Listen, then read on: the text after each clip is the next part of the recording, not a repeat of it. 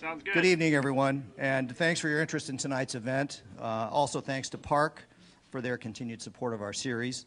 I'm Greg Diegas, one of the co-founders of the Energy and Clean Tech series at the MIT Club of Northern California. I'm pleased to be able to introduce to you tonight two important people. The first will be Dr. Kerry Emanuel, about whom you've heard very much, or he wouldn't be here. The second person is a surprise, whom I'll introduce to say a few words after the Q&A with Dr. Emanuel. And after he finishes his speech, he's going to address, we have 2 pages of questions submitted by people who registered. He's going to pick some of those that he might not have covered during his talk. And then after he addresses a handful of those questions, we'll open the mics to the audience and pass them around, and you can ask additional questions. When we began the Energy and Clean Tech series over 10 years ago, there were multiple reasons to pursue clean technology. It seemed evident: energy independence and national security, financial health, and pollution reduction. Now, while we held a few early events on climate change and water, we basically focused on new technologies, and we got a lot of interest in jobs and investments surrounding those technologies. We had a good audience. We spun off some of the members of our group to found the Clean Tech Open, which some of you have heard of, and I hope it fostered a growing interest in the issues. However, looking back over the last 10 years, it's surprising how little has been accomplished in the area of clean technology as a percentage of our national energy. And there has been a surprising debate about the impacts of human pollution in the air, in the ocean, and on the climate in general. Thus, we feel it's timely to revisit one of those driving forces behind clean technology, specifically the issues related to pollution. So tonight we're kicking off a series of climate change events, which will begin with tonight's overview of the issue, and then delve into atmospheric and oceanic impacts, and finally explore the economic and policy issues surrounding all of these. These sessions will be interspersed with our normal events over the next couple of years. Now, during those last 10 years, in this conflict-strewn wasteland of climate change debate and doubt, there ventured one of that rarest of species, a Republican climate scientist with an open mind. So for our kickoff event, we're pleased to have with us Dr. Kerry Emanuel, the award-winning meteorologist and climate scientist and professor of atmospheric science at MIT. Many of us do not have the time or expertise to follow these issues fully, so we welcome the opportunity to have Kerry inform us about the current situation. Kerry?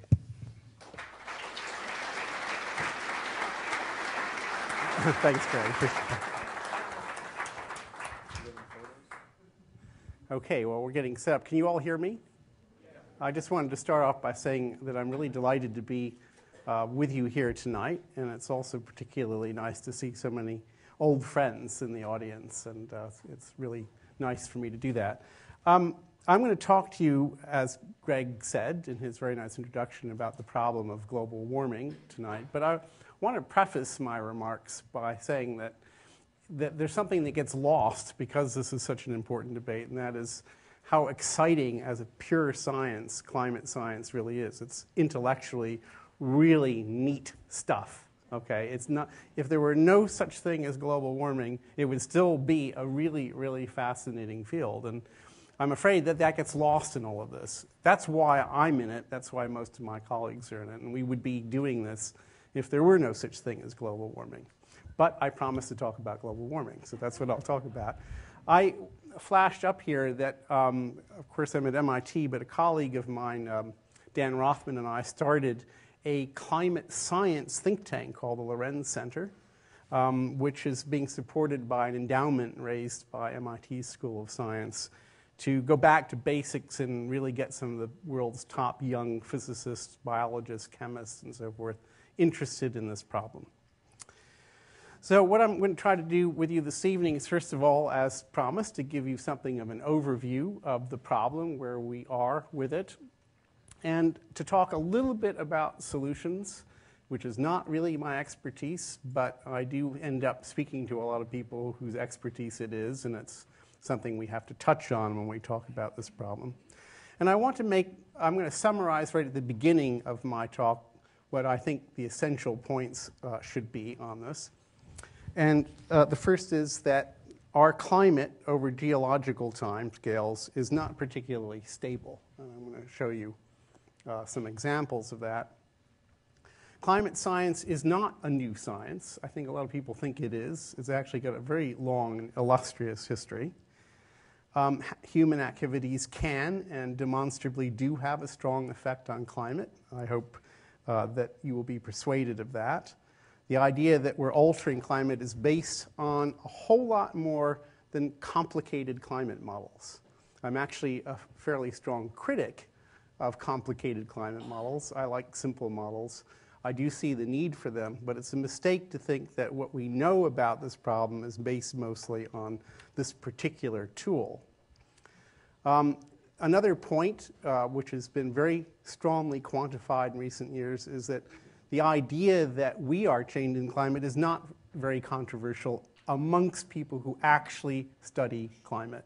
I don't mean retired physicists and all sorts of people who advertise themselves as climate scientists. I mean real climate scientists who spend their careers working on this problem.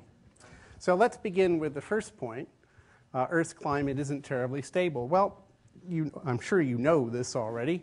This is a map of what North America might have looked like from space 20,000 years ago at the peak of the last glaciation, which was one of approximately 10 that have occurred over the last 3 million years or so, when we had ice covering, well, where I live, Boston was under about 1.5 miles of ice. So that's a lot of climate change, okay? These ice sheets come and go, and I'm going to show you a little bit later on the talk that one of the remarkable achievements of my field in the last 100 years, actually, is identifying pretty much why this happens. This is no longer a complete mystery. And if you don't already know the answer, I'll be talking about that. As that last ice age ended, this is what happened to sea level. So this is time. This is 24,000 years ago. This is today. This is sea level relative to today. This is in meters. So at the peak of the last glaciation, sea level was about 140 meters lower than today. It's about 400 feet. So most of the people in this audience have been at MIT, and if you could have crawled out from under that giant ice sheet, you could have easily walked to Provincetown without getting your feet wet. Sea level, there was basically no water, and it's a huge change. And look at the last 7,000 years here. It's been remarkably stable. On geological timescales, we've been very fortunate to live in this last 7,000 years as a civilization during a time of remarkable climate stability called the Holocene. Okay?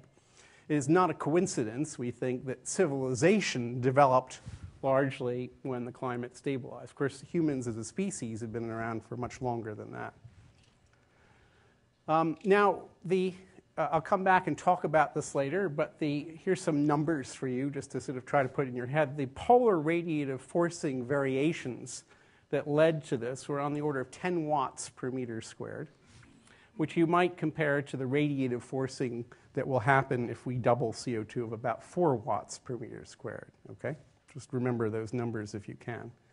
And the global mean temperature that was associated with these fluctuations was about 5 degrees centigrade. Of course, it was much more than that in the Arctic, but the global mean was the fluctuation was about 5 degrees.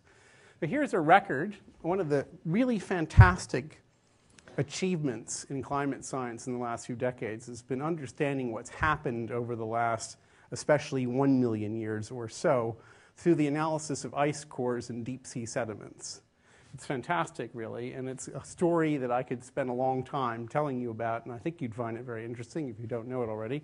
Here's a chart this one goes back 450,000 years, and it's based on some different ice cores. And what you see here is basically a proxy for temperature at 2 different places, and then a really accurate proxy for the total volume of ice on land on the planet. Remarkably, that's that can be determined just by analyzing the ratio of two isotopes of oxygen in deep sea, in the shells of microorganisms buried in the deep sea. If you know what the delta O18 of seawater is, you pretty much know what land ice is. And you can see that these co-vary, and that we're currently in one of these interglacial periods where it's relatively warm.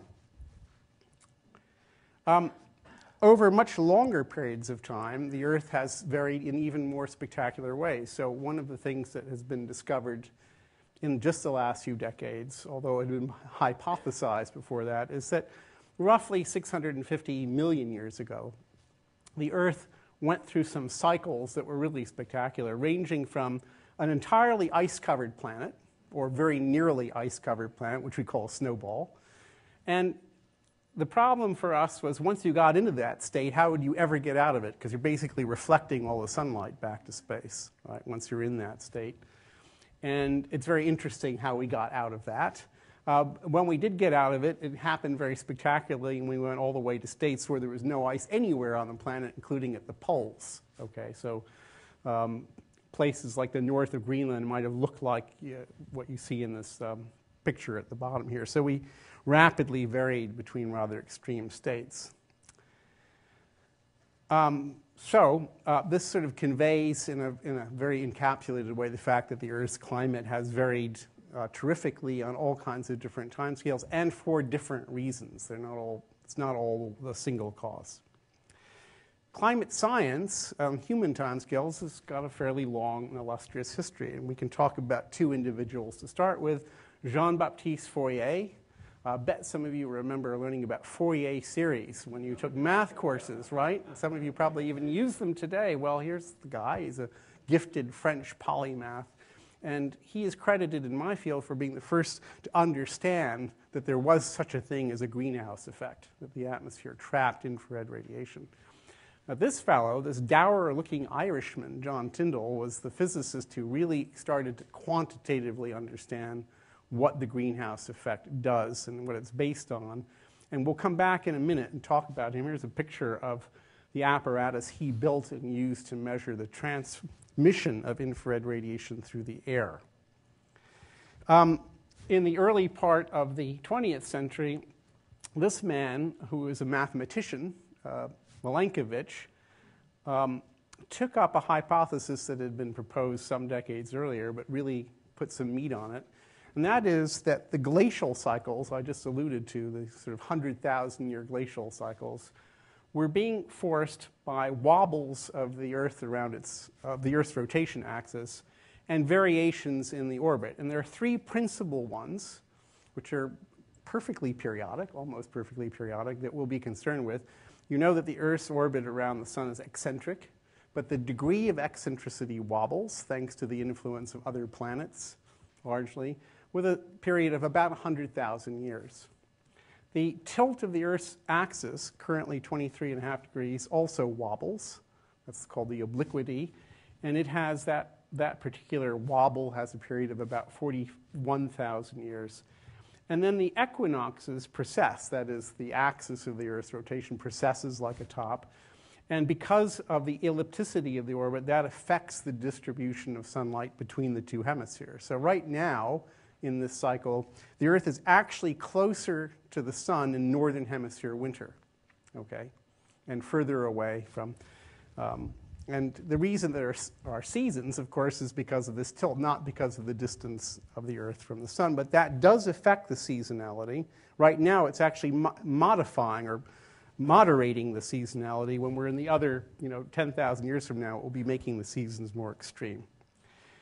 And nobody believed him at the time, but these ice core records have basically been used to prove Milankovitch right about the basic cause. Now, how do we know that? Well, here's an example of how we know that. Here's a two-time series going back 1 million years. So the numbers here are in thousands of years. So that's 1,000, 1,000, or 1 million. And you see two time series on here that are completely different measurements. The red curve actually is not a measurement. It's prediction from Milankovich's very careful orbital mechanics, just physics 801, but writ large. This is the this is the amount of sunlight received by the Earth north of 60 degrees north over the course of a year. And of course, that's received in the summertime.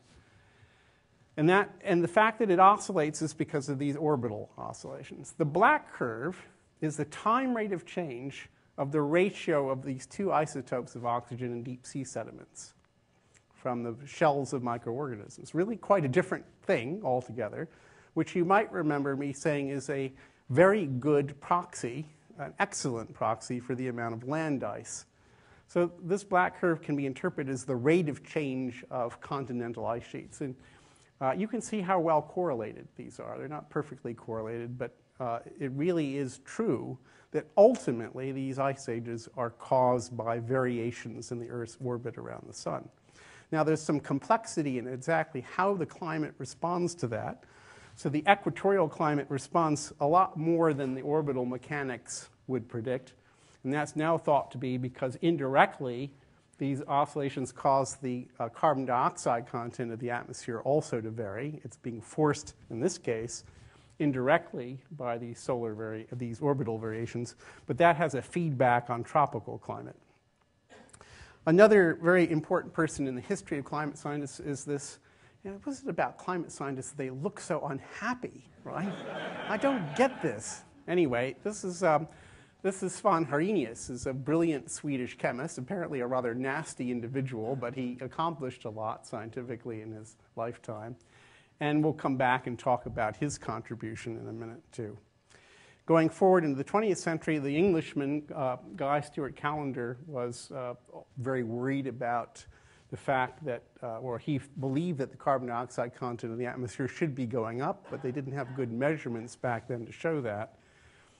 And in more recent times, the first report to the US National Academy of Sciences, written by my thesis advisor at MIT, Joel Charney, and co-authors in 1979. And what they concluded, based on very simple models mostly, is that when you double the CO2 content in the atmosphere, you're going to raise the global surface temperature somewhere in the range of 2 to 3.5 degrees C, with greater increases at higher latitudes. Now, here comes the part which is perhaps the most counterintuitive and causes a lot of people problems, including it caused me a lot of problems early on in my career, is why is it that human activities, which on the scale of the Earth still seem pretty puny, can have a strong effect on climate? And this is actually something that was discovered arguably by John Tyndall at the end of the 19th century, using this, here he is again, the Irish physicist, using this apparatus to measure the transmittance of infrared radiation, which is the band, broadly speaking, that the Earth at its temperature radiates upward to space, how that radiation passes through the atmosphere. So he came up with some really, really surprising results. I still look at these results and I'm kind of shocked by them. This is more than 100 years ago. Well, you know that our atmosphere, about 99% of it, is made up of oxygen, nitrogen, and argon. There's a little bit of argon there. And his discovery was the molecular oxygen and molecular nitrogen are almost completely transparent infrared radiation and solar radiation. It's not exactly true, but it's to a very good approximation true that both sunlight and infrared radiation just go right through these constituents. And that the fact that nevertheless a great deal of infrared radiation and some solar radiation is absorbed by the atmosphere were thanks to a handful of trace gases, the most important of which is water vapor, H2O, but also carbon dioxide, nitrous oxide, and some others. And together, remarkably, they make the lower part of our atmosphere almost opaque to infrared radiation. Almost opaque. There's a lot of trapping. And nevertheless, still largely transparent to solar radiation. The other, he didn't talk about this, but we of course, he recognized, and it's fairly obvious, that clouds, that is condensed water, also have strong effects both on solar radiation, which we know all about in Boston, the effect of clouds on solar radiation. I don't know about if you know it out here, but we know it, but also infrared radiation. These trace gases make the difference, and this was recognized 100 years ago, this is not new and it's not based on computer models, between a planet that we can inhabit, whose current mean surface temperature is about 60 degrees Fahrenheit, and one which we could not, whose surface temperature would average 0 degrees Fahrenheit, that handful of trace gases. It was a pretty extraordinary discovery. Let's try to put that in graphical form. Here's nitrogen. Here's oxygen, right? 78%, 20.81%. There's argon, which is also transparent pretty much to radiation. And the greenhouse gases are that orange sliver. You in the back of the room, can you see that orange sliver? No. Okay, you're not supposed to be able to, but it is there. It's there. Those are the greenhouse gases. Right? There's not much of them. It's actually a far worse situation even than you see on this graph. So that orange sliver is what makes the difference between 0 degrees Fahrenheit and 60 degrees Fahrenheit. We depend on that orange sliver, okay? And this is not new science, and it's not controversial science. It's absolutely rock solid, okay? There's been no controversy about that for a long, long time. It's worse than that because the most important greenhouse gas, water vapor, which is about 1/4% of the mass of the atmosphere, but it has a lifetime in the atmosphere of 2 weeks. In other words, if I put water molecules artificially in the atmosphere, 2 weeks later they're back in the ocean or in the ground or something. They cycle through the atmosphere, and the control of the water content through the Clausius-Clapeyron equation is mostly by temperature. Not exclusively, but mostly. So it's a feedback for climate. If you raise the temperature, you'll have more water vapor. Water vapor is an important greenhouse gas.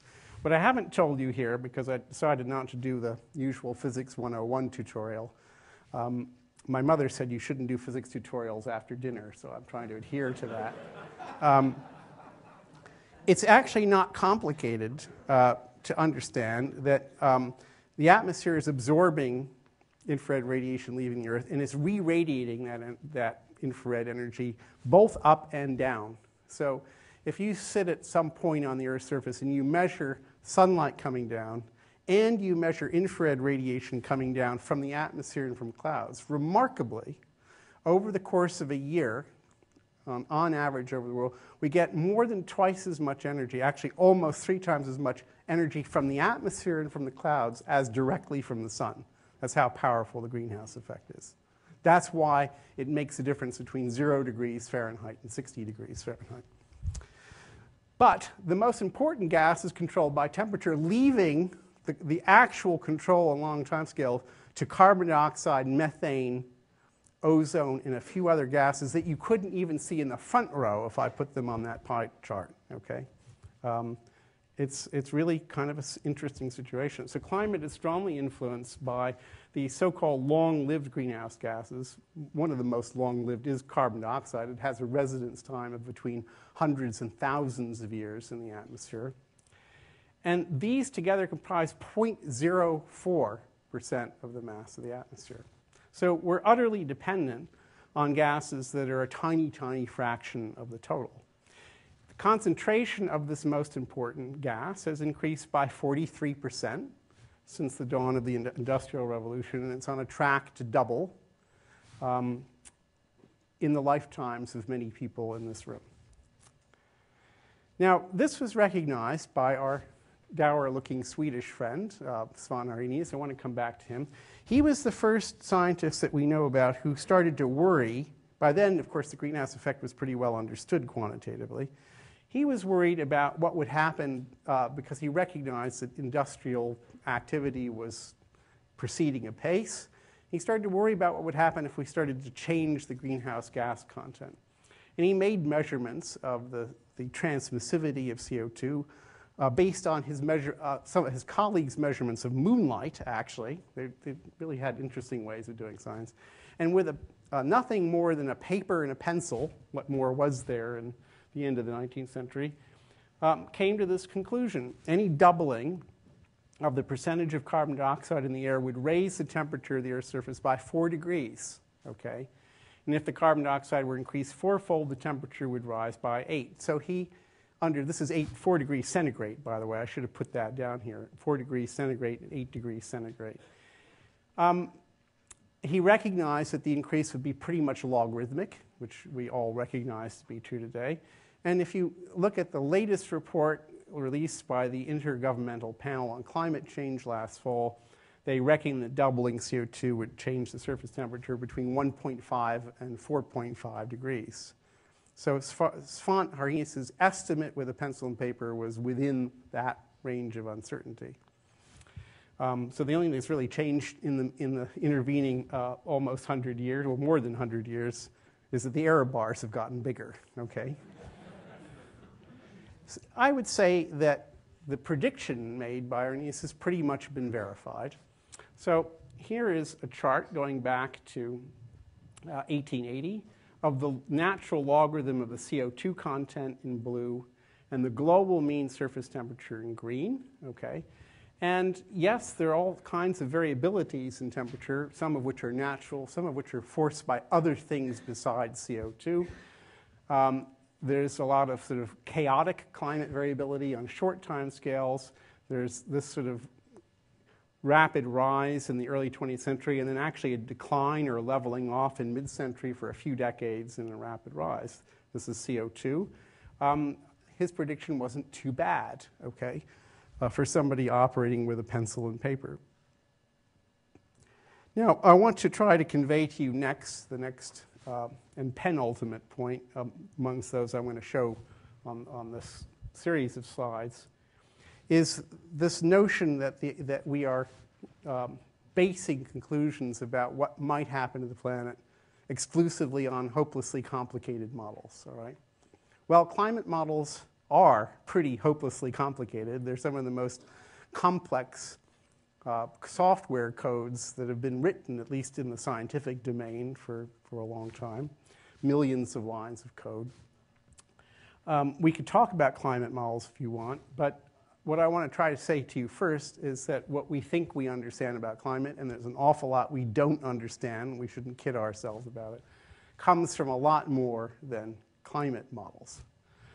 So I've already shown you one of the other ways we know something about climate, which is through this amazing and very successful endeavor called paleoclimate. It's a branch of geology which tries to find proxies for climate variables like temperature and rainfall in the geological record.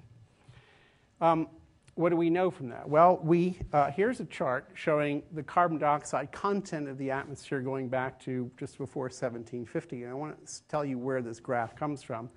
These red dots are from direct measurements that started in 1958 in Mauna Loa, Hawaii, by David Keeling, of just direct measurements of carbon dioxide. Now, if you're away from industrial sources, as you would be in Hawaii, these are pretty well mixed greenhouse gases. They're going to be the same there as in Antarctica because of their long lifetime.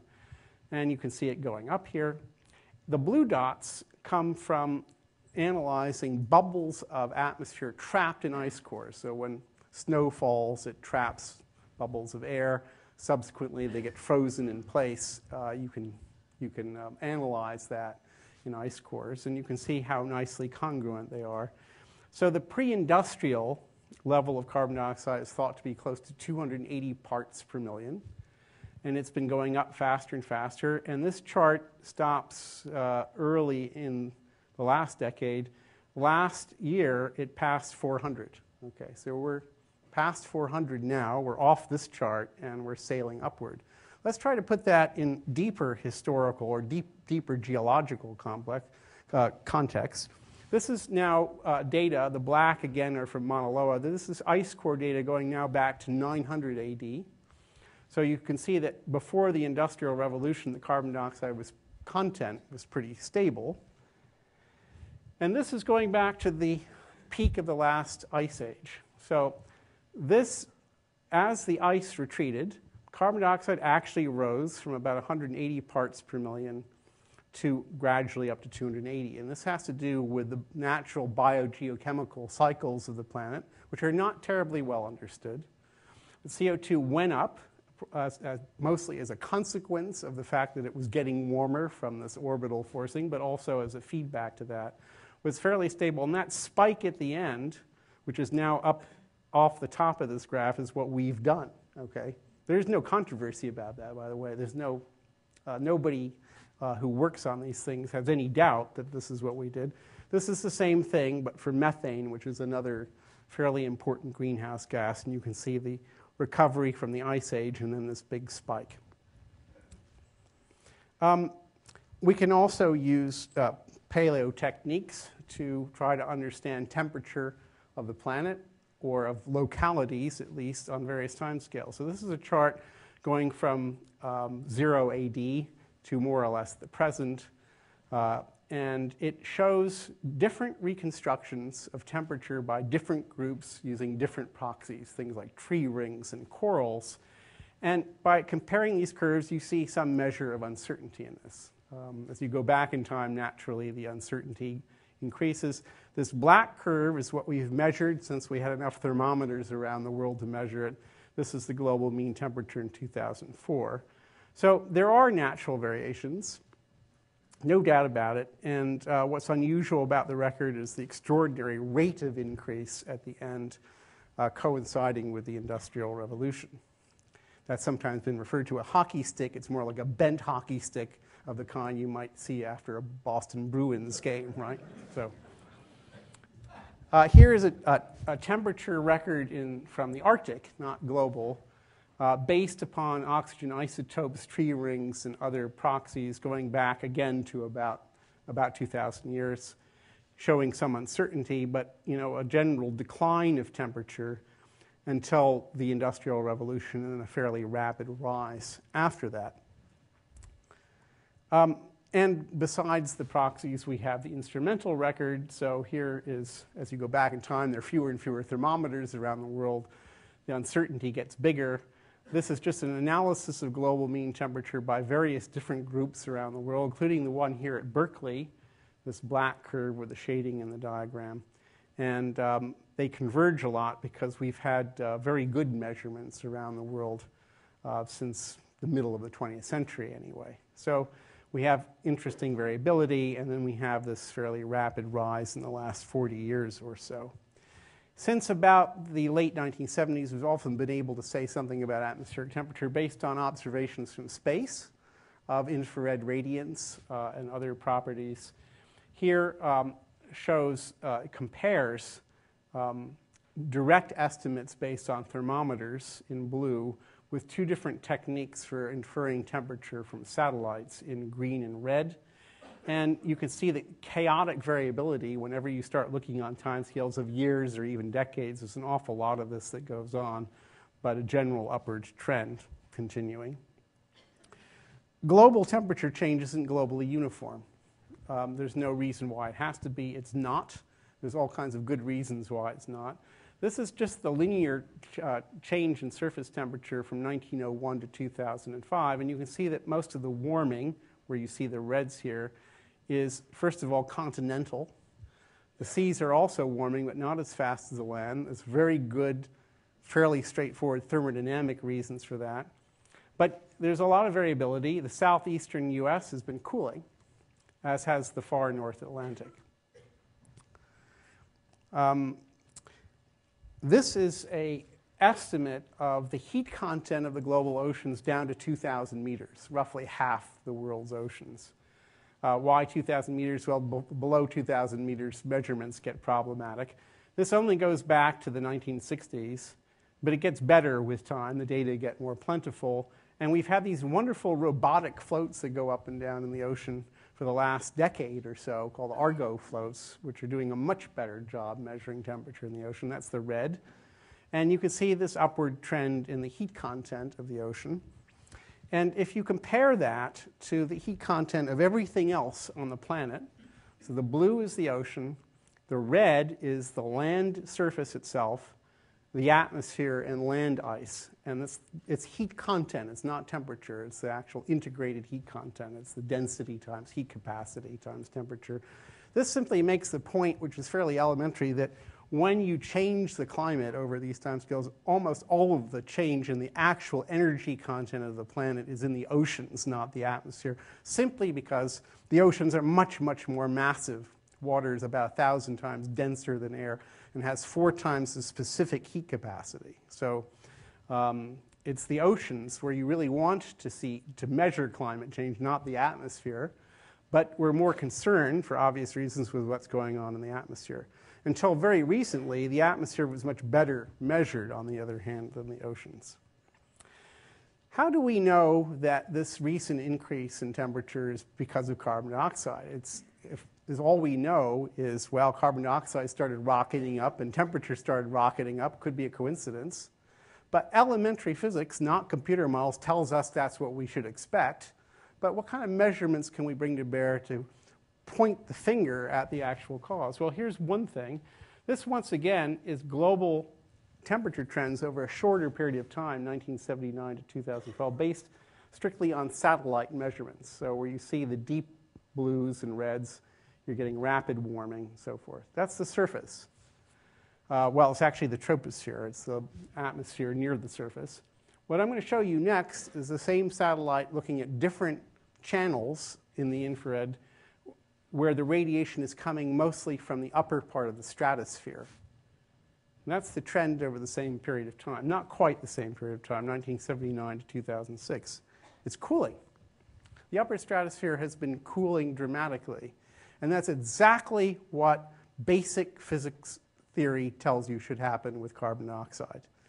And it's interesting physics. Basically, what's absorbing energy on that level of the stratosphere is ozone. But what's emitting energy to space is carbon dioxide. There's hardly any water up there, by the way. So if you increase the concentration of the emitter, carbon dioxide, you increase the emissions and cool the planet.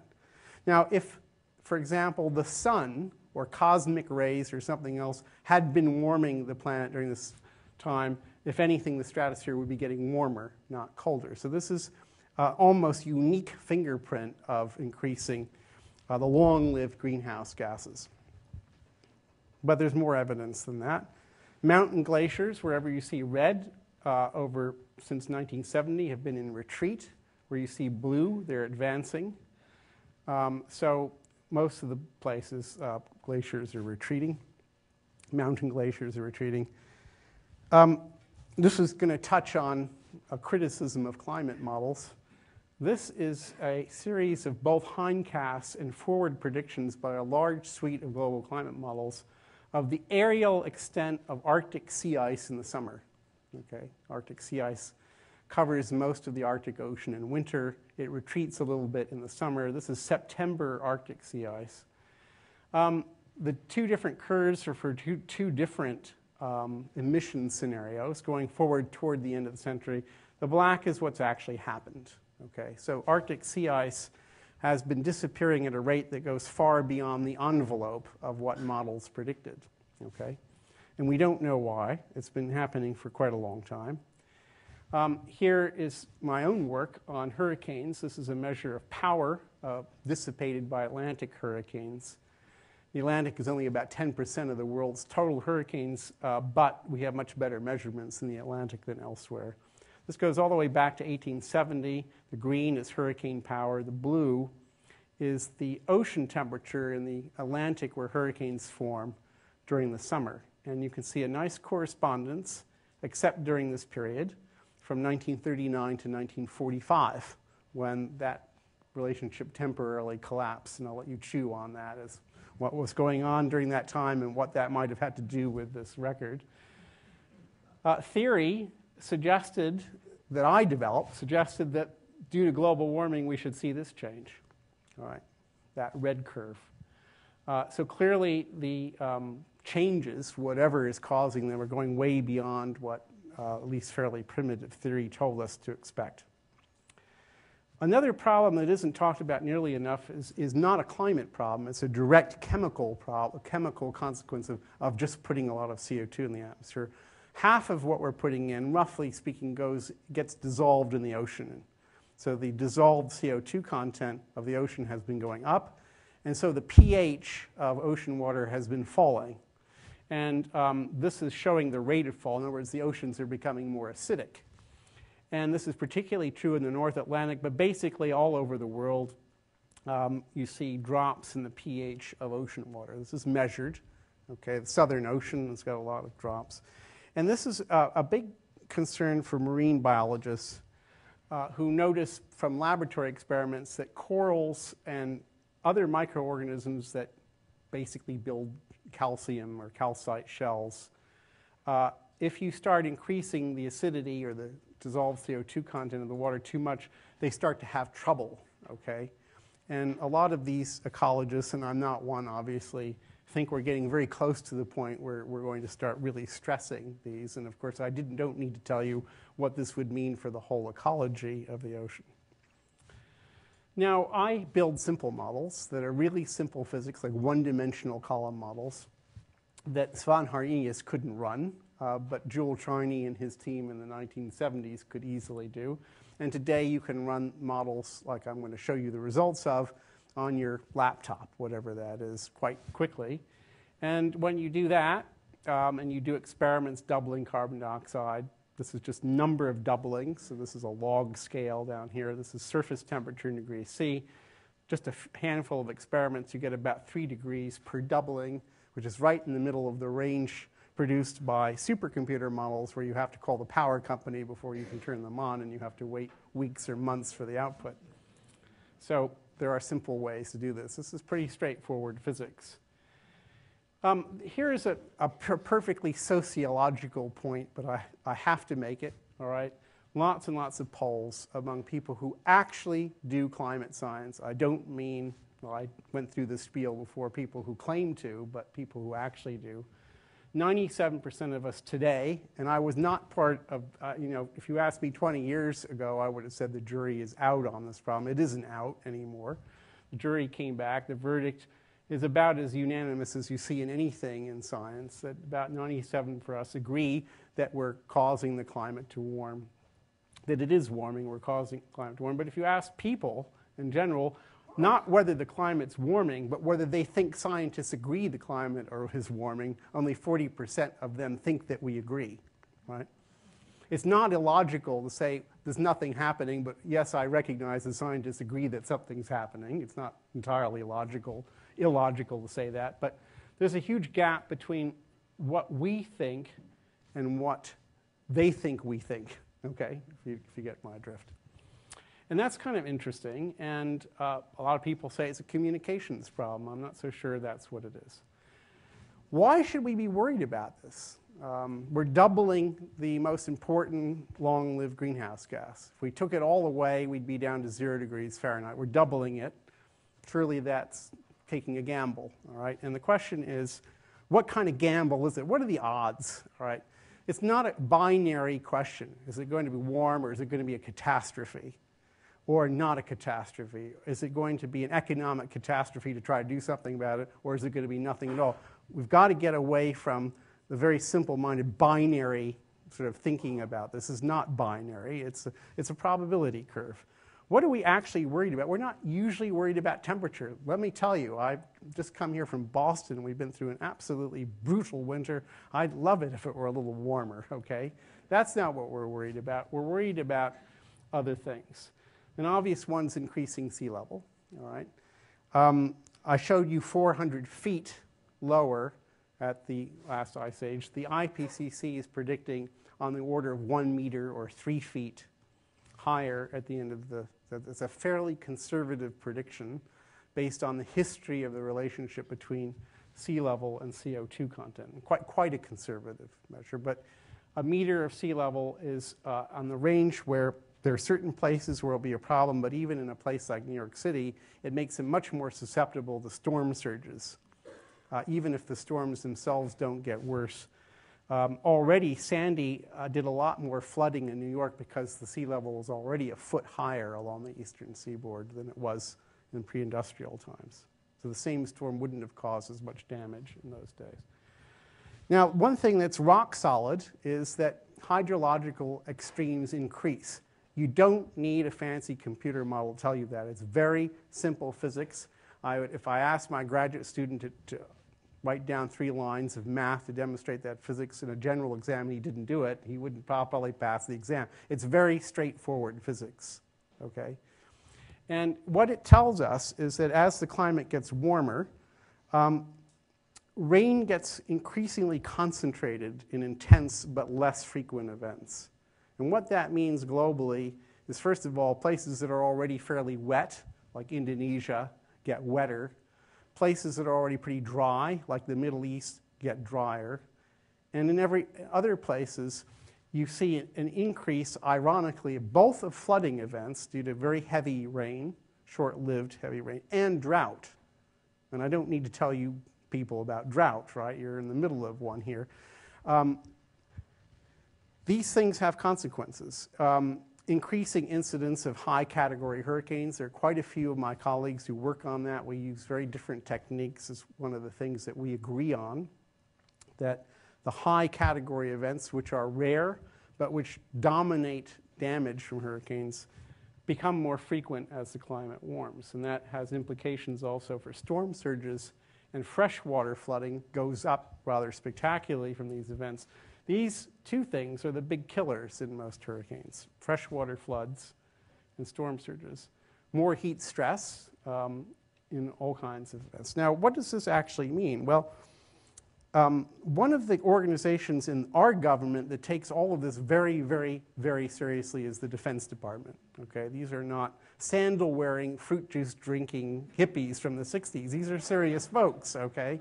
They're very worried about it, and they consider it to be one of the top national security threats going forward. And this is something they had to say about it. Climate change could have significant geopolitical impacts around the world, contributing to poverty, environmental degradation, weakening of fragile governments. Climate change will contribute to food and water scarcity and will increase the spread of disease and may spur or exacerbate mass migration. Now, why are they saying these things, and what are they basing it on? Well, they're basing it mostly on history. And there's a fascinating study some of you may be familiar with about the historical relationship between climate change and armed conflict and other things like that. So, for example, the French Revolution, even, of course, it had deep political roots. But if you actually, what actually precipitated it was food scarcity. Remember Marie Antoinette saying, "Let them eat cake"? Well, that's because they didn't have any bread. They didn't have any bread because they didn't have any wheat. They didn't have any wheat because the wheat crop was destroyed the previous summer by a pair of hailstorms that went across France. All right, this is the kind of thing, this cascading thing that's attributable in this case to food. The Arab Spring, a lot of people who have analyzed that say the proximate cause. I mean, these people, right, Mubarak and Gaddafi, had been around for a long, long time. Why did it happen then? It happened then, people say, I'm not an expert, because there was skyrocketing costs of food. Why was that? Because of a Russian drought. A lot of the wheat and so forth, grain that goes into the Middle East comes from Russia. And that's why the military is worried about climate change, because it affects water and food. Those are the things, those are the real risks, I would say. Now, what about the future? I'm going to close up here and we'll get to the questions. There's a lot of tension and sort of tribalism going on in climate, which is too bad, and it's needless, and it sort of should be beneath the dignity of rational people. But the reason that it happens is because our climate models are pretty bad, all right? And this is showing a collection of a large number of models, actually fairly similar models, but run with very different parameters, predicting what would happen to global mean temperature if you doubled CO2. This is a project where actually a group in England asked for volunteers from ordinary people to volunteer their idle personal computer time for this project. So if you volunteered, they'd come in the middle of the night when you weren't using your computer and run their climate model on it, okay? And by this means, they were able to achieve much more computation than they could with a large computer. And after many, many, let's say this is 100,000 such simulations, you get kind of this bell-shaped curve. And I think this is sort of the crux of the problem if you want to look at this. Now, I've told you that temperature isn't the problem, but we'll use it as sort of a proxy for the degree of climate change. And doubling CO2, okay, the most probable outcome, as summarized by IPCC, is sort of in the range of 2 or 3 degrees. But there's a tail at the low end. It could be, 1.5 to 2 degrees. And there's a tail at the high end, going out to 5 and 6 degrees. So here's the sociological problem. If it turns out to be here, we probably don't have much of a problem, frankly, okay? We don't have much of a problem because it's just not much change. If it turns out to be in this range, there'll be problems for sure, but probably we will be mostly successful in adapting to them, at least according to people who study adaptation. We'll get along, all right? It will be expensive, and there'll be dislocations. If it's out here, that really is catastrophic. No, I'm not an alarmist. I'm not Chicken Little. I'm not standing on a soapbox crying. There's a low probability, but not zero probability, that we're headed for a catastrophe, okay? And everybody in my field who studied this problem recognizes it. That's the tail, okay? You have to consider the tail. You don't focus on this part of the curve. Let me give you an analogy. You probably pay $1,000 or $2,000 more for your car because it has airbags. The chance that you will be in an accident and have the airbag deploy, an accident big enough to that, is small, fortunately. But you're willing to pay more for it because the outcome is so bad. You don't want to get killed, right? We automatically, as a species, account for tail risk, except oddly enough in this problem, where we want to focus on the things that don't look so scary. We have to start thinking about the tail risk. Marty Weitzman at Harvard, an economist, has given lots of very interesting talks about this subject. But we have to be careful because doubling CO2, although it's canonical, we're on a track to do much more than doubling CO2. These are projections of greenhouse gas, of carbon dioxide concentration under different emissions scenarios. So business as usual, this curve here, we go up to about 1,000 parts per million, more than a tripling by the end of the century. Doubling is this light blue line. So under this scenario, in the lifetimes of some of the people in the audience, probably not me, we will double CO2, but we're just going to sail beyond that. Now, if we go back to the previous chart, science really is very conservative. This is for doubling. If you go to tripling or quadrupling, you move this whole, expand this whole curve to the right, then you're really starting to up the probabilities of very, very serious outcomes. And here's the final sort of crux of the problem is the lifetime of CO2. How long does it take CO2 to go away? Well, these are curves that show, first of all, the history of CO2 concentration, but also projections. And then hypothetically, we're going to absolutely shut down CO2 emissions when it gets to 450 or 550 or 650 parts per million, and watch what happens to the CO2. It drops at first very quickly, but then much more slowly. This is a scenario where it goes all the way up to 1,200 parts per million, which the Earth hasn't seen in about 60 million years, but which we could easily get to. And then it drops off. And look, after several thousands of years, it's still very elevated. It takes a long, long time for it to go away. This is a particular climate model's rendition of what the global mean surface temperature would do under these scenarios. So the problem is, unless we can figure out how to take CO2 out of the atmosphere, we're stuck for thousands of years with the result of what we're doing now. Now, I'm going to talk I'm going to end by talking about solutions briefly. We can talk about it more in the discussion. It's not absolutely my thing, but I listen to a lot of this. And I think we need to pay more attention to certain things that offer real hope. One of them is the idea of taking the carbon back out of the atmosphere. We actually know how to do that technically. We don't know how to do it very economically at the moment. We take it out, we put it in solid form, and we bury it somewhere. This is not without risk, but it can be done. And if we did it today, it would cost about $200 per ton of carbon, all right, which is an economic analysis would say is pretty bad. That's too expensive. But if it were $100 per ton, it's probably doable. So a factor of 2 sounds like a disaster to an economist, but it sounds like nothing to an engineer, right? We could perhaps engineer our way down. So $200 a ton to energy costs, it's a bit too much, but within a factor of 2. And unfortunately, there's not very much work going on. There's some going on to do that. There's not much incentivizing of people to undertake research. If we could take carbon back out of the atmosphere, there's not much downside to burning natural gas, for example. So environmentalists like to say it's all about fossil fuels. It isn't about fossil fuels, it's about carbon. We could burn a lot of fossil fuels.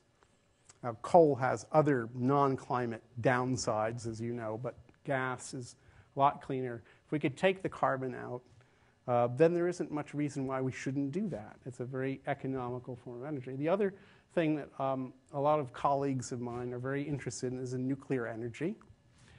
This is clearly a potential solution that I feel strongly should be back on the table about this. And my environmentalist friends get very angry at me when I say this, but I'll say it again.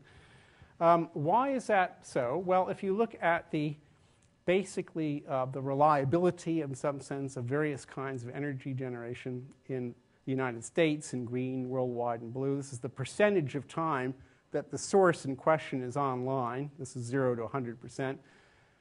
Nuclear power plants can be easily, going 90% of the time. Coal-fired plants, about 70%. Hydroelectric, about 50%. Wind farms, 30%. Solar, down to 20%, and so forth. Now, I'm not saying we shouldn't do wind and solar. I'm saying we have a baseload problem until and unless we can figure out how to store energy efficiently. All right? Maybe we can. Until we can put all the solar and wind you want, but the sun doesn't shine 24 hours a day and the wind doesn't blow all the time. We need baseload, and the real issue, the serious issue among serious people, is whether that baseload will be supplied by carbon-based fuels or by nuclear. That's the choice. You might get up to 30 or 40% renewables. Can we deploy it? Well, France did, okay? This is time from the 1970s to the present. This is the percentage of electricity generated by nuclear. This is the United States, Japan, France. France is 80%, and they did it in 15 years, okay? You're going to tell me that the United States can't do this, that what France did. I'm going to argue with you, okay? I'm going to argue with you. Even though I'm married to a Francophile, I will argue with you about that. And mortality by energy source. This is just the number of deaths attributed to various energy sources divided by the number of kilowatt hours produced by those sources. So deaths per kilowatt hour. Chinese coal is king, 280,000 annually, 170,000 for coal globally. And then it goes down to oil, biofuel, coal, gas. At the very end is nuclear with 90, okay? And that includes Chernobyl and Fukushima. Even wind is more dangerous. If you want to know why, we can talk about it. It's kind of interesting and bizarre. But let me wrap up now and get to the questions. The main points I wanted to get across to you tonight are that climate science, there are some aspects of climate science that are well established. No climate scientist worth his salt or her salt will tell you that we know everything. There's a lot of uncertainty, particularly in forward projections. But we do know something. Okay. Projections entail uncertainty, particularly at the regional scale. No question about that. And the ill effects are mostly felt through sea level rise, weather extremes, and through indirect fallout, such as global armed conflict. The risk function is highly asymmetric. 1 degree is essentially no risk. 6 or 7 degrees is betting the whole farm, and that curve goes up very sharply in between those two limits. The rational response to risk is demonstrably being impeded by a very well-funded and highly effective marketing campaign by fossil fuel interests. This is not controversial. It's documented, okay? I'm sorry, that's happening, all right? And marketing is a very, very successful science. Rational measures probably will become possible when ordinary people begin to notice tangible climate change. And when that will happen is anyone's guess. I'll leave you with those thoughts, and I will go on and I'm going to go on and answer a few of the questions that were mailed in advance. Is that all right? Okay. So there are a lot, but I've just picked a few that I thought maybe I didn't cover in my talk. What are the most material unknowns and challenges of researching them? Well, it's a long list of those, and we don't understand a lot of what's going on in the climate system, okay? We don't really understand what's happening in the Arctic very well, for example. We don't understand what's happening with hurricanes. There's a whole long laundry list. The differences that you see among different projections by climate models is one indication, one sort of quantitative measure of our ignorance of how the climate system works. There's nobody who's in climate science who will tell you that we're very confident of forward projections. Far from that making you feel better, it should make you feel worse. All right? If we could say with precision that the temperature would go up 2.5 degrees, I would say, I mean, if we had 100% confidence in that outcome, I say, we'll adapt. Okay? Don't worry, we'll adapt. It's because there is a finite risk of catastrophe, and I'm not afraid to use that word, a finite but not large risk of catastrophe that we have to be worried. You know, we face this every day. If I said to you, if you let your 8-year-old toddler run across a busy highway to catch her school bus, there's a 2% chance she'll be run over, you wouldn't let her go, would you? And if I said, well, there's a 98% chance she'll make it, just let her go, you'd think I was nuts, all right? But we're pushing all our kids in front of a big school bus. I don't understand that. All right. What is your view of Henrik Svensmark's theory of cosmic ray influence on climate? Well, this is an interesting idea, not properly attributed, by the way, to Svensmark. It has a much longer history than that. That cosmic rays, which are omnipresent, but are variable in their activity levels because of variations in the magnetic field brought about by the solar wind variations, nucleate clouds. It's known from laboratory experiments of the rate at which they do that. It's a tiny effect quantitatively. It's there. It's real. It's small numerically. And the cosmic ray flux, which we've measured for several decades, is actually headed the wrong way now. It's going the wrong way in terms of explaining warmth. So that really isn't an explanation for what we've seen. There's some very good questions here, but I'll skip over to some of them. Is there any significant point that you feel the IPCC assessment reports misrepresent? What do you feel is the most important misrepresentation by the media? Well, there's a lot more misrepresentation by the media than by the IPCC, but the IPCC does not emphasize the tail risk. There's a very good psychological reason for it, and as a scientist, I'm completely guilty of this psychology. The last thing you want to be called as a practicing science is an alarmist. It's poisonous. It's a toxic thing, which is why the marketers out there use it so effectively. We're conservative. We're a little c, we're a very, very conservative bunch. We historically have under-forecast most risks. This is our mistake with Fukushima. We thought the biggest earthquake you could have off of Japan was 8.3. What they got was a 9, okay? But serious economists and serious scientists look at the whole probability distribution, and risk is the convolution of that with the outcome. It's the event probability convoluted with the outcome costs that give you the risk curve. And the tail matters a whole lot in that calculation, and you simply can't ignore it. And yes, we're going to risk being called all kinds of names by saying that tail exists, and we better darn well account for the fact that it does, even if it's in the 10% level. All right? About the media, where do I begin? Okay? The media, and I'm not criticizing them really, but you know, everyone knows that a lot of the major print media have lost their major source of revenue, which was classified ads, and ever since, because they went to Craigslist and other places, and they have been desperate for income. And no, they're supposed to make money. They're supposed to stay afloat. Well, debate sells. So, you know, if they have somebody a biologist who believes in the theory of evolution, they'll put him against a creationist who doesn't. And it's 50-50, take your choice, right? It's a terrible, inadvertent misrepresentation of where the science stands, but it sells. And the same thing is going on in climate. Yes, you can go to that 3% club and find somebody who will stand up. I have friends who do this, and say there's no problem, all right? But they're a tiny minority, and they don't represent the consensus. And yes, the consensus is very important, okay? Nobody in their right mind, if they were sick, would do anything other than take a consensus of good doctors and not just go with the one that gives them the nicest sounding, rosiest sounding diagnosis, right? No, science doesn't advance by consensus, but anybody trying to formulate policy had better jolly well use the consensus, in my view, on anything that's important technically. So with that, I will, I guess, open it up for questions from the audience. We have a microphone that Garrett will pass around. There's a question right there. I'm just going to grab a thing of water here. Thank you so much. A fabulous overview.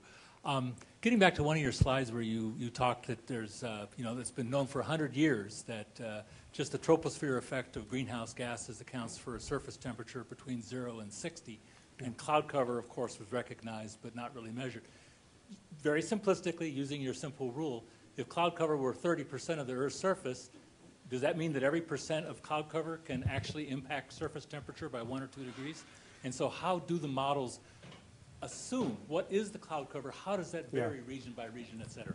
I'm glad you asked that question. So let me just start with something very basic. Clouds are interesting because they work on both the solar and infrared parts of the spectrum. So they, in some sense, both cool by reflecting sunlight to space. They have high albedo, and warm because they absorb and re-radiate infrared radiation. And to make a long story short, with very low clouds, like you have off the coast of California, it's mostly the shortwave cooling effect.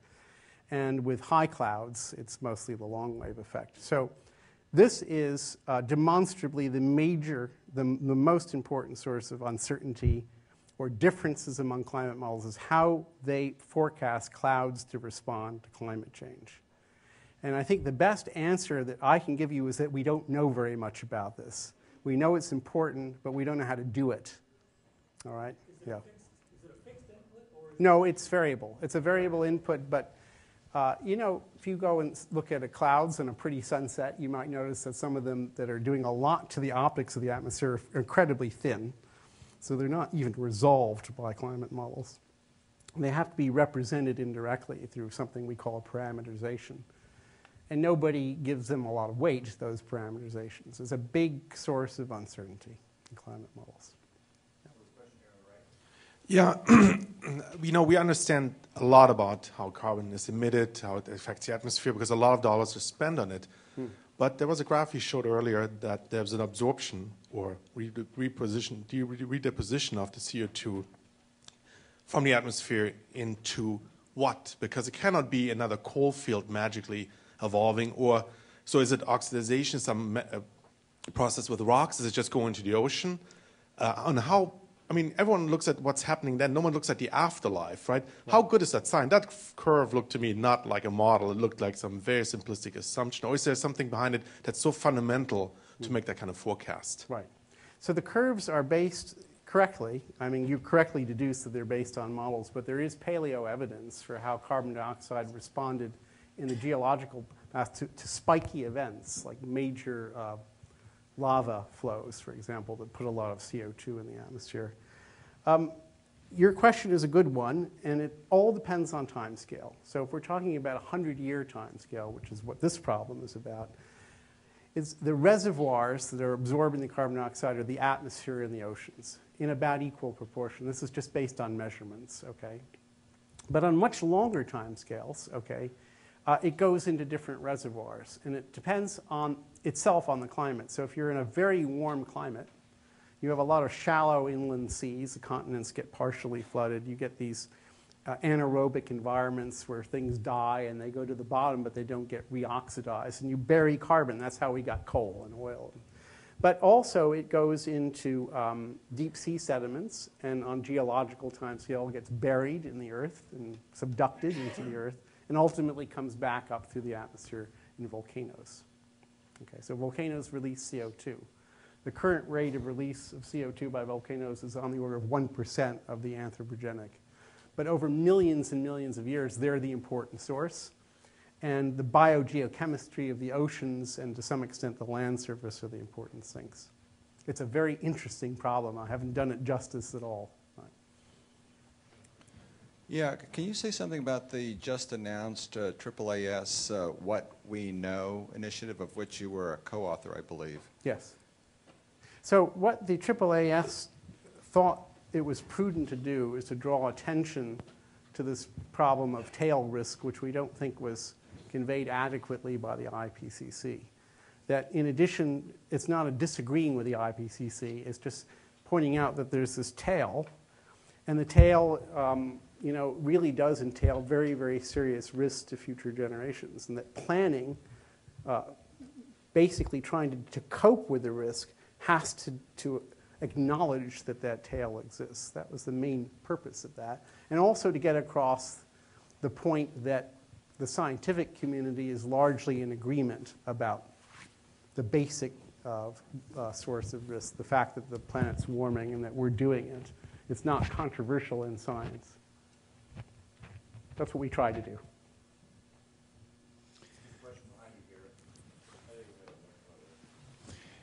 In your last conclusion slide here, the very middle point, Yeah. In words describes the 97% and the disparity between 41% of the American people believing that, and I think you cited Tony Lazarewicz's work. Do you have any sense, or do you know if who is studying how much money is in this well-funded campaign and where the sources are? Is that a known piece of information? It's becoming known, and the reason it isn't exactly known now, I mean, we're talking, first of all, on the order of billions of dollars per year, something like that, is because of the fact that it's possible, in effect, to launder this money to disguise its true source. And there's a very powerful incentive to do that for obvious reasons. So there are a bunch of mostly economists who are looking at this problem, and I'm not, I've been to one or two talks, but I can't claim to be very knowledgeable about what they're doing. Do you know who is seeking that information amongst colleagues that you've heard of at all? Some economists I know at Harvard and Yale are seeking that information to start with, but I couldn't tell you what the whole canvas is about that. Somebody's obviously very happy about that. They're seeking it. Could you tell us about these dangers of wind power? Oh, yeah, the dangers of wind power. Well, the point of that slide actually was the dangers are minuscule. I mean, compared to all the other things, they're really small, but they're not zero, okay? And the talk I went to was, there's just been like a few tens of fatalities globally, and they're from all kinds of things, but most either structural failures of the windmills or things like, this happened, I think, in Canada. You get weather conditions where it rains, it's windy, the windmill's going around.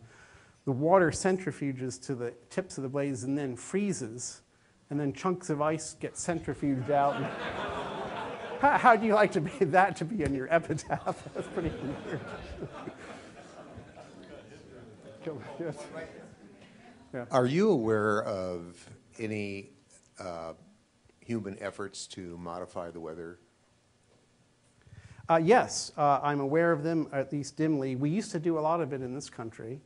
It's still going on. There are various private firms who will do cloud seeding for you. Whether it's effective, nobody really knows.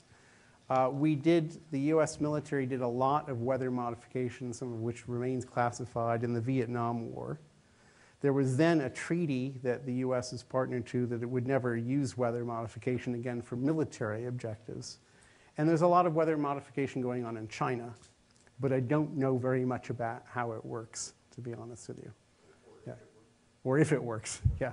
I don't know very much about it, but there are efforts to do mostly cloud seeding. Yeah.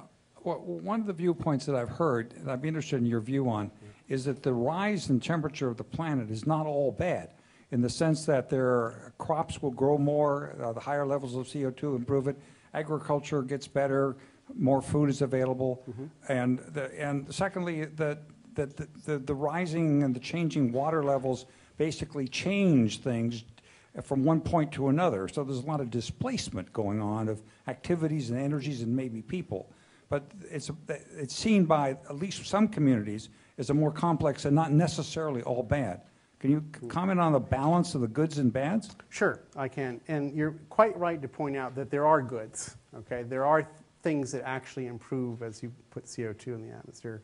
Certain crops grow better, assuming that you're not worried about availability of water or heat stress or anything like that. But just the carbon dioxide effect is generally positive for crops, okay?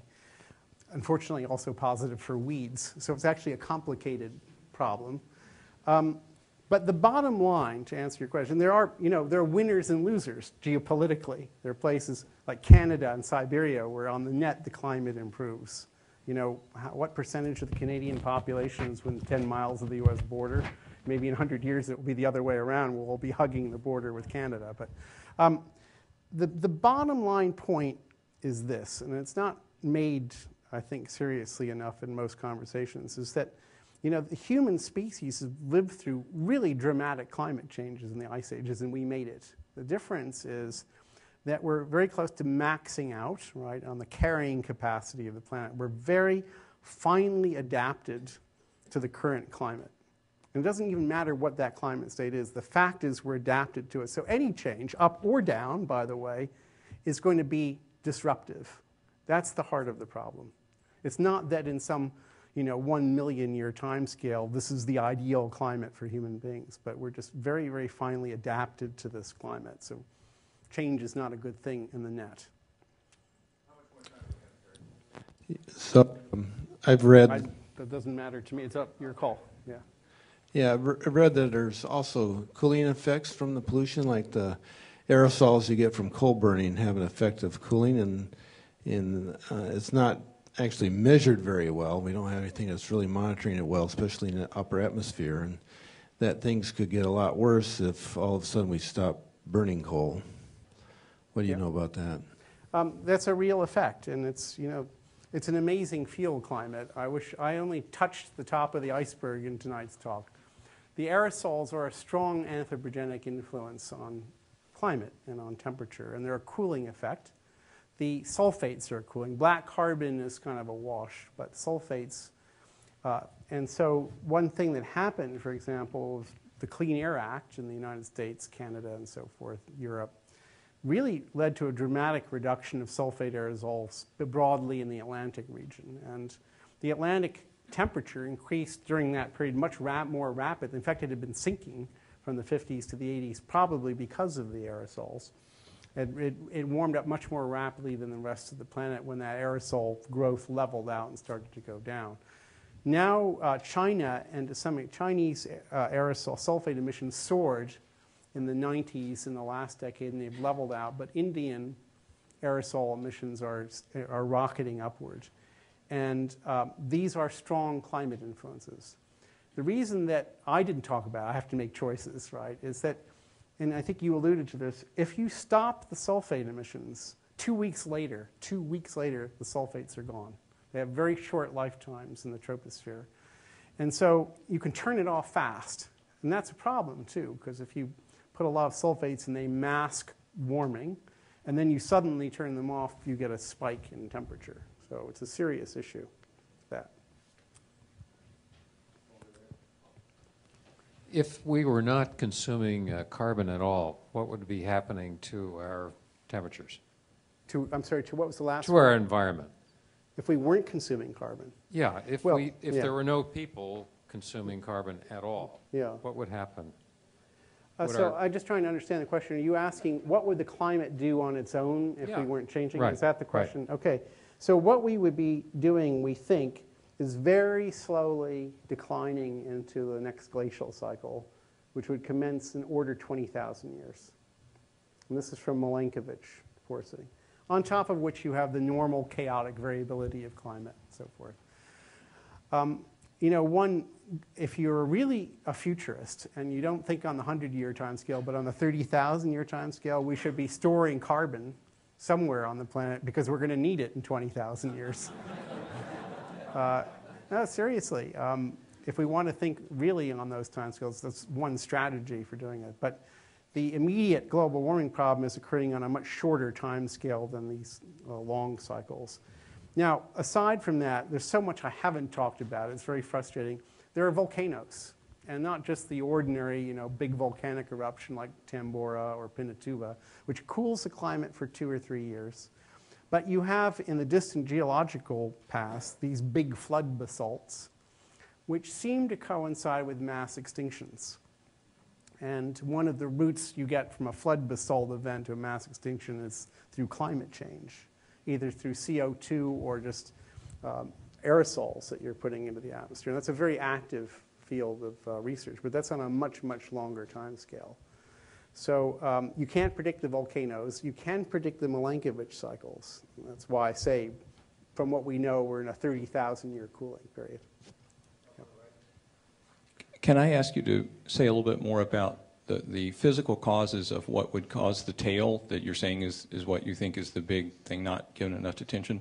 So the reason I have that question is you showed the charts for what the satellites have measured for the lower atmosphere, and since they started, CO2 has gone up, say, 25%, so that's the third root of 2. So they measured the difference of, on your slides, like 0.35 degrees C in that, or 0.3 in that amount of time.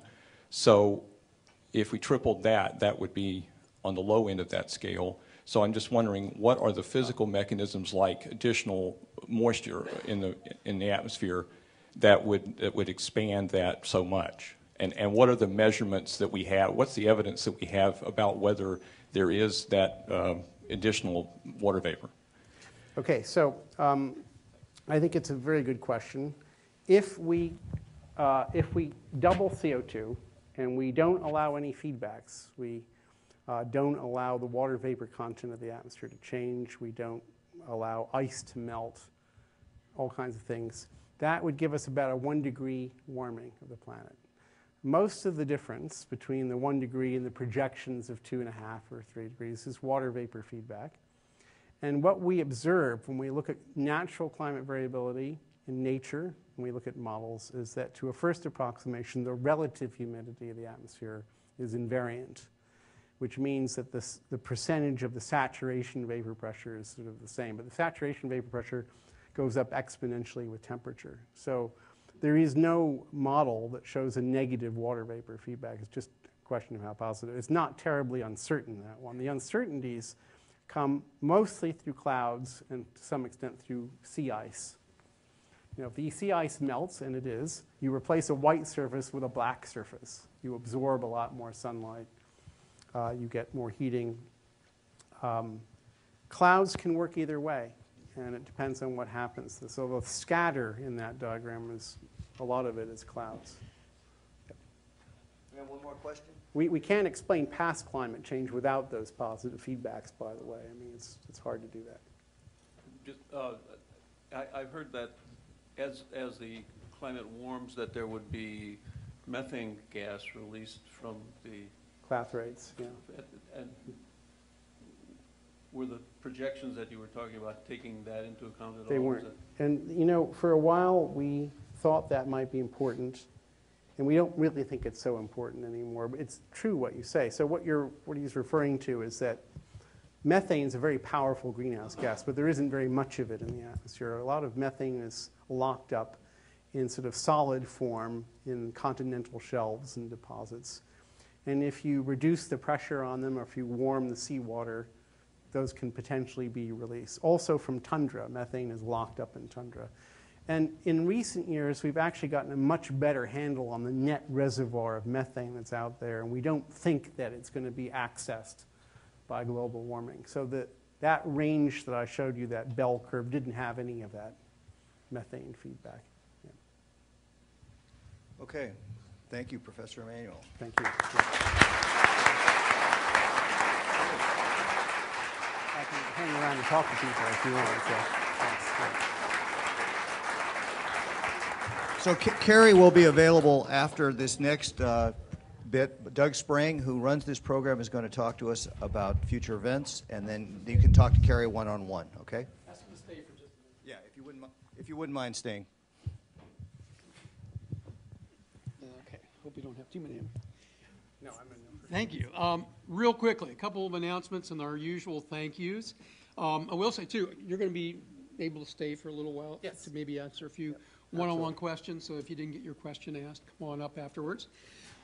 This is a very significant thing here I want to tell you about. It's fairly new, being done by primarily out of the MIT Sloan School. It's called the Climate CoLab, and they're doing crowdsourcing, and the purpose of it is to generate ideas for addressing global warming problems, and also to gain support for these ideas.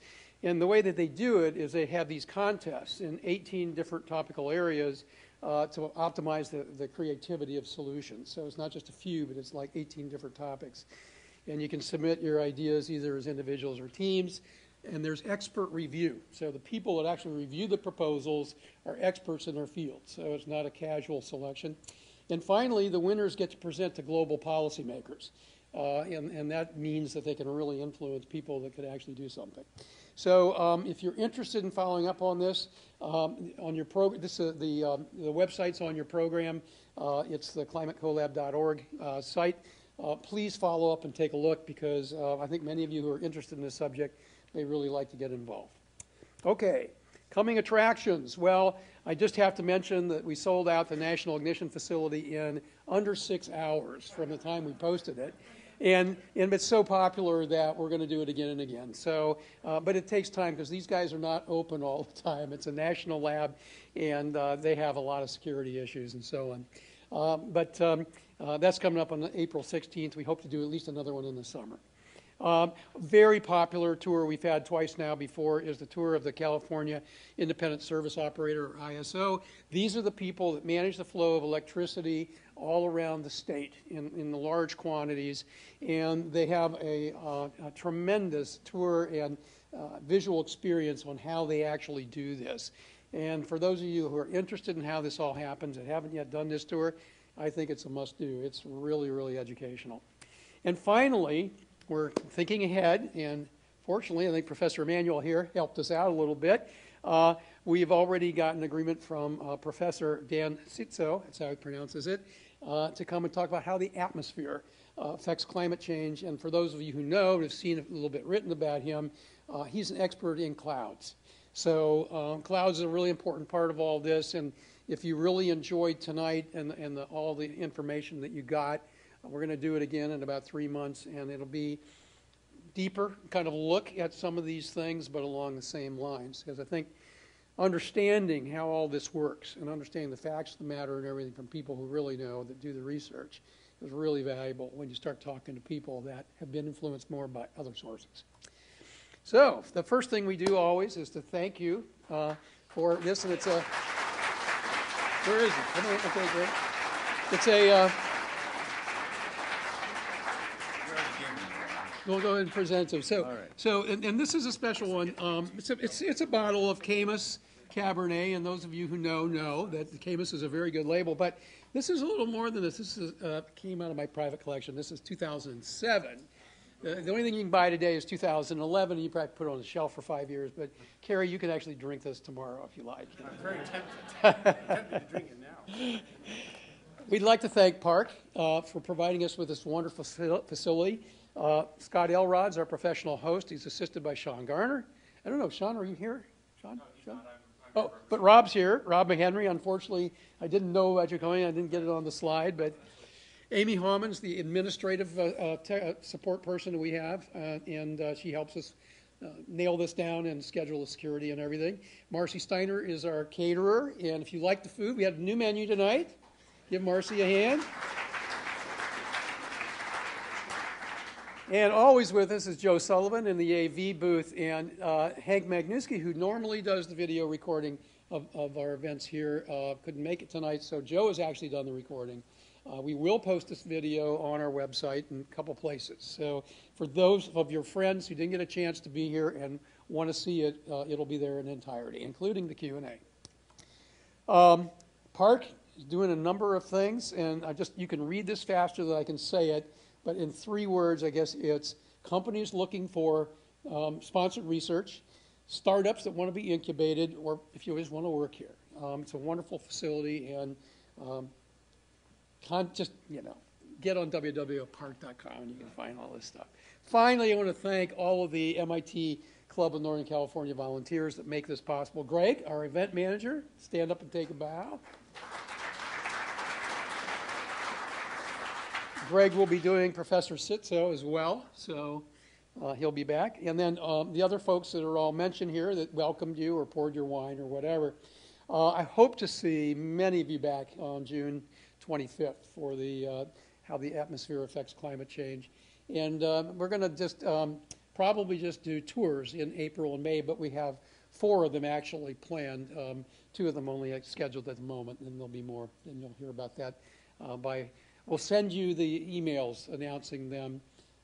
When you come to an event here, even if you're not an MIT alum, you get put on that distribution list and you find out about what we're doing. So, and we welcome you all and wish you all a safe ride home. Thank you, Jim.